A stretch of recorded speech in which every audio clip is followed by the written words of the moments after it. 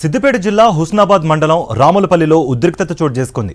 Congress BJP కార్యకర్తల మధ్య పరస్పర ఘర్షణ జరిగింది. మంత్రి పొన్నం ప్రభాకర్పై బండి సంజయ్ అనుచిత వ్యాఖ్యలు చేశారంటూ కాంగ్రెస్ నేతలు ఆగ్రహం వ్యక్తం చేశారు. బండి సంజయ్ ప్రజాహిత యాత్రను అడ్డుకునేందుకు యత్నించారు. వారు బండి సంజయ్ గో బ్యాక్ అంటూ నినాదాలు చేస్తూ నిరసన వ్యక్తం చేశారు. పలుచోట్ల బీజేపీ ఫ్లెక్సీలను కూడా చించివేశారు. కాంగ్రెస్ కార్యకర్తలను పోలీసులు అదుపులోకి తీసుకున్నారు.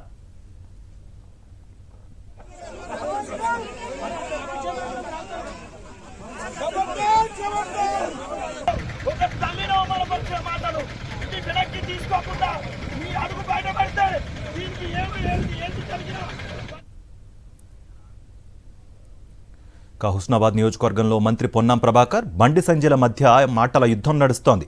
అయోధ్య రామమందిరంపై మొదలైన మాటల యుద్ధం వ్యక్తిగత విమర్శలకు దారితీసింది. ఇంతకీ వాళ్ళిద్దరి మధ్య జరిగిన మాటల యుద్ధం ఏంటో ఒకసారి చూద్దాం. కేంద్ర ప్రభుత్వం నుంచి ప్రాతినిధ్యం వహిస్తున్నటువంటి భారతీయ జనతా పార్టీ కరీంనగర్ ఎంపీని అడుగుతా ఉన్నా. ఈరోజు హుస్నాబాద్ పర్యటనకు వస్తా ఉన్నాం. ప్రజాహిత యాత్ర పేరు మీద 5 సంవత్సరాలు ఎక్కడ ఉన్నావు అని అడుగుతా ఉన్నాం. 5 సంవత్సరాలు రాజకీయాలకు పరిమితమై నిన్ను ఎన్నుకున్న నియోజకవర్గ ప్రజలకు కనబడకుండా, దొరకకుండా, అభివృద్ధి చేయకుండా ఇవాళ ప్రజాహిత యాత్ర పేరు మీద చేసి రాముని పేరుపై ఓట్లు అడిగితే ఏ విధంగా ఇస్తారనే మాటని సందర్భంగా అడుగుతున్నాం. నిజంగా మీరు చైతన్యం ఉంటే, మీకు ఒక బాధ్యత ఉంటే కేంద్ర ప్రభుత్వం నుంచి 500 రూపాయల సిలిండర్ ఇప్పండి. ఈరోజు 400 రూపాయల సిలిండర్ 1200 చేసి ప్రజలను జేబు నుంచి డబ్బు దోసుకునేటువంటి ప్రయత్నం జరుగుతున్న మీ ప్రభుత్వం ఎందుకు కోటాయాల్లో ప్రజలకు వివరించమని అడుగుతా ఉన్నా. మంత్రి అయ్యాడు, కొంచెం ఎంజాయ్ చేయనయ్యో అని చెప్పండి. ఏమట్లేదు, ఆయన జోలికే అవ్వట్లేదు. ఈయనకు కేసీఆర్ కొడుకున్నాడు కన్నగౌరవం బాగుంటుంది.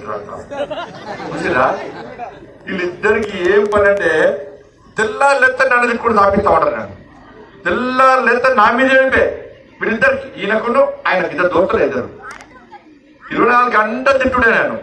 నేను ఆయన జోలికి పోలే, ఏం చేయలేదు. బండి సంజయ్ ఏం చేసిండు అని చెప్పడానికే రావాలి. నేను నువ్వు ఓకేలేకుండా ఏం చేయాలి, నువ్వు ఏం చేస్తావు? ఆయన ఎంపీ ఉండే, ఆయన కూడా అంతమంది ఓట్లు వేసారు. ఎంపీ ఉన్నప్పుడు ఏం చేసినా ఆయన చెప్పాలి కదా. ఏం చేసినావు, ఏమేమి ఉద్ధరించినావు అని ఆయన చెప్పాలి కదా. నేను ఏం చేసినా చెప్పడానికే ఇవన్నీ నేను చెప్పిన తప్పు అంటే ఇక్కడ తిరిగినాను, ఇంతకుముందు తిరిగినాను, నా మీద కేసు పెట్టమని చెప్పండి. బండి సంజయ్ గారు రాజకీయ డ్రామాకు తిరిగి తెరలేపినాడు. నిన్న ఎన్నికల ప్రచార సభ సందర్భంగా నేను అతన్ని ఒక ప్రశ్నించిన, పార్లమెంటు సభ్యుడిగా 5 సంవత్సరాలు మీరు నియోజకవర్గం చేసిన సేవేందో చెప్పి ప్రచారం కొనసాగించండి. శ్రీరాముడు పేరు మీద ఓట్లాడడం కాదు, మీరు నిజంగా ఈ నియోజకవర్గ అభివృద్ధికి చేసి ఉంటే దాన్ని చెప్పమని అడిగితే నేనెన్నడూ అననటువంటి మాటలు, రాముడి పుట్టుక గురించి, అక్షింతల గురించి మాట్లాడి నా తల్లి జన్మకు సంబంధించిన మాటలు నేను సభ్య సమాజాన్ని కోరుతామని అయ్యాల. జన్మనిచ్చిన తల్లి, నా తల్లి కావచ్చు, ఇంకొకరి తల్లి కావచ్చు, రాజకీయాలు అడిగిన ప్రశ్న నియోజకవర్గ అభివృద్ధికి సంబంధించి అయితే అతను మాట్లాడిన మాట తల్లి జన్మను గురించి మాట్లాడుతూ ఉన్నాడు. సమాజం గమనించాలి, తల్లి పాత్ర ఎవరి తల్లి అయినా తల్లి.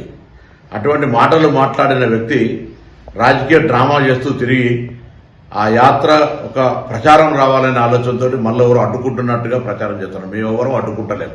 ఆనాడు కేసీఆర్ గారు హిందుగాలు బొద్దుగాలు అంటే ఏ విధంగా ఎన్నికలకు వాడుకున్నావో నీ గెలుపుకు ఇవాళ తల్లి మాట నీ సమాధికి కారణం కాబోతుంది. బండి సంజయ్ జాగ్రత్త అనే మాట సందర్భంగా గమనిస్తున్నా. యాత్ర చేసుకో, ఏమైనా మాట్లాడుకో, కానీ నాలిక ఒళ్ళు అన్ని దగ్గర పెట్టుకుని మాట్లాడమని హితో చెప్తాను.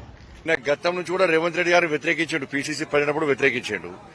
ఏమైనా ఈ గొడవలు సృష్టించి మళ్ళీ రేవంత్ రెడ్డి గారి దించే ప్రయత్నం చేస్తున్నా, వెనక కుట్ర జరుగుతుందో నాకు అనుమానం వస్తుంది. రేవంత్ అన్న కొంచెం జాగ్రత్త కూడా ఇటువంటి వ్యక్తుల మీద. ఇవాళ రాముడు అయోధ్యలో పుట్టినడానికి చరిత్ర ఆధారం అంటే మీరు రాముడిని అయోధ్యలో పుట్టినని ప్రశ్నించి ఎందుకు అక్కడ పుట్టిన గ్యారెంటీ ఏంది?